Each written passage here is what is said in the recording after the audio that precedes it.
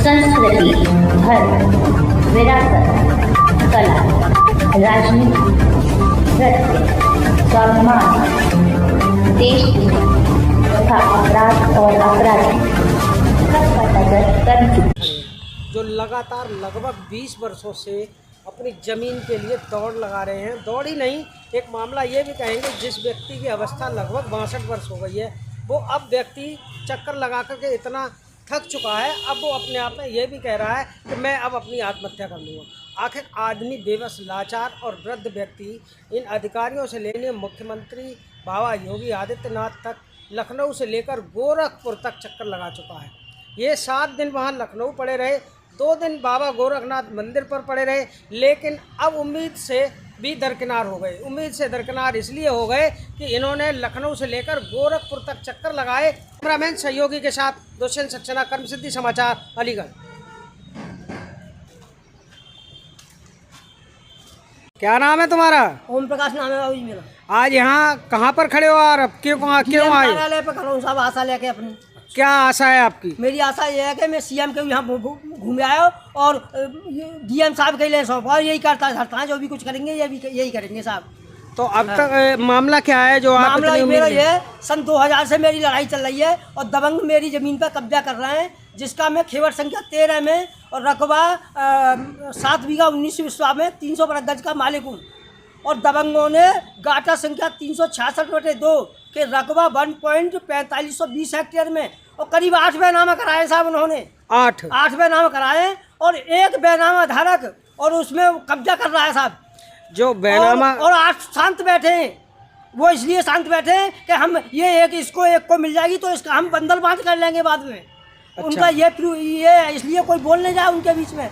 और इलाका पुलिस साहब उनसे मिली हुई है और उन्होंने 25 जब उन्होंने मेरा कब्जा नहीं कराया किसी अधिकारी ने, तो मैंने वहाँ मुकदमा चलते हुए मैंने भी कब्जा किया। तो मेरा कब्जा दरोगा जी ने, धर्मेंद्र को, सुभाष कुमार ने, और मेरा कब्जा जांच से पहले ही उखड़वा दिया और चोरी करा दिया और हाई फाई बातों में करके, और उन्होंने खाली रिपोर्ट लगा दी कि कोई कब्जा नहीं हुआ। और साहब उससे पहले धर्मेंद्र दरोगा जी ने और मेरी ईंटों से और मेरे 15 फीट वाले रास्ते पे कोठरी बनवा दी और बिजली का मीटर लगवा दिया। और साहब मैं तो बहुत परेशान हूँ, मैं तो अपनी आत्महत्या कर लूँगा अगर मेरी ज़मीन मुझे ना मिली तो। और मैं सबने अधिकारियों पे भागता फिरता हूँ। अब कितने दिनों से प्रशासनिक अधिकारियों के चक्कर लगा रहे हो? साहब मैं 3/1/2024 में और मेरी ज़मीन को लेखपाल ने नंबर बदल के बैनामा कराया, 3 लाख रुपए में दबंगों को बेचा है, करीब 1 करोड़ की संपत्ति है। और सब रात में कब्जा कराया है, उसकी FIR भी हो गई है, चार्जशीट भी लगी है। और मेरे खिलाफ इसके बावजूद भी मैं 12 बार जीता हुआ हूँ और मेरे खिलाफ नया मुकदमा घेर दिया है, कब इसकी ज़मीन ही नहीं है। और ये अब मुकदमा लड़के आए वहाँ से हमारे खिलाफ स्टे लाया, जब मानूंगा, जबकि मेरे पास अपने नंबर का स्टे भी है, लेकिन उससे कोई भी अधिकारी और पुलिस वाला उससे काम नहीं कर रहा, मेरा काम नहीं रुकवा रहा दबंगों का मुझसे। आपके जो मकान था उसकी बाउंड्री हो रही थी, प्लॉट की बाउंड्री है ये सब, एक मकान बनने हो मेरा पुतो भाई सब तरह को बनवाया SDM साहब ने, और उसमें मैं रहा भी था महीनों। और मेरे भाई बीमार पड़ गए, मैं वहाँ से चला गया तो रात को दबंगों ने आग लगा दी और तोड़ फोड़ दिया। मैं थाने गया तो SO साहब ने, अनुज कुमार ने FIR भी नहीं लिखी। बोले कि FIR लिख दें तो पीछे तो नहीं हटोगे, बोलो साहब गोली मार दें, FIR आप लिख दो। तो उन्होंने मुझे टाल दिया और FIR नहीं लिखी। जब DIG साहब FIR लिखवा के गए और उस पर भी फिर विवेचना अधिकारी दरोगा जी ने FIR लगा दी। मेरी आज तक कोई भी उनके खिलाफ कोई भी अधिकारी कार्रवाई करने के लिए तैयार ही नहीं है। और मैं साहब भागता और मैं मेरी अवस्था मरने तक के आ गई है और मुझे न्याय ना मिला तो मैं मर ही जाऊँगा साहब। CM ऑफिस गए थे? CM ऑफिस गए थे साहब 30 तारीख में। और यहाँ मैं जब गया था कि मेरी थानेदार ने मेरी दरख्वास्त लेते हुए और मुझे भगा दिया वहाँ से।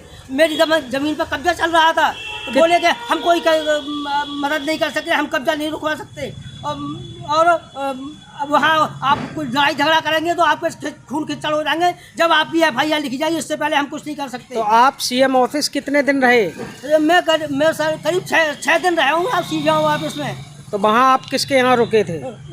2 रात तो मैं यहाँ रुका हूँ, यहाँ पे उनके यहाँ पे लखनऊ कार्यालय पे। मैंने एक दिन तो उन्हें दरख्वास्त ही नहीं दी, बाबा नहीं मिले तो मैं इस तरह गया था यहाँ का अपना कंबल और कपड़े लेके और खाना रख के मैं बाबा से मुलाकात करके ही आऊँगा। तो मैं बड़ी आशा लेके गया था साहब, और वहाँ जब बाबा के पास वहाँ गया मैं, तो बाबा ने वहाँ मुलाकात नहीं की। तो मैंने सुना कि बाबा गोरखपुर मुलाकात कर लेते हैं। तो मैं वहाँ से फिर मैंने टिकट पकड़ी साहब, वो रेल की, तो उनके गोरखपुर पहुँचा। गोरखपुर में साहब 2 रात वहाँ रहा और दिन भर चक्कर काटते रहे। वहाँ बाबा पहुँचे तो रात में 12 बजे से ही लाइन लग गई। मैं उसी लाइन में लग गया साहब मिलने के लिए, और बड़ी उम्मीद लेके साहब मैं वहाँ गया था। तो बाबा वहाँ अंदर गए, अंदर 6-7 जगह तलाशी हुई, हमारी कलम पेंसिल सब डायरी फायरी सब बाहर रखवा ली। और वहाँ अंदर जब गए तो हम बैठा लिए कि बाबा आएंगे और सबसे मिलेंगे और आधा घंटा में सबकी छुट्टी कर देंगे, सबकी फरियाद सुनाएंगे। हमें बड़ी उम्मीद थी।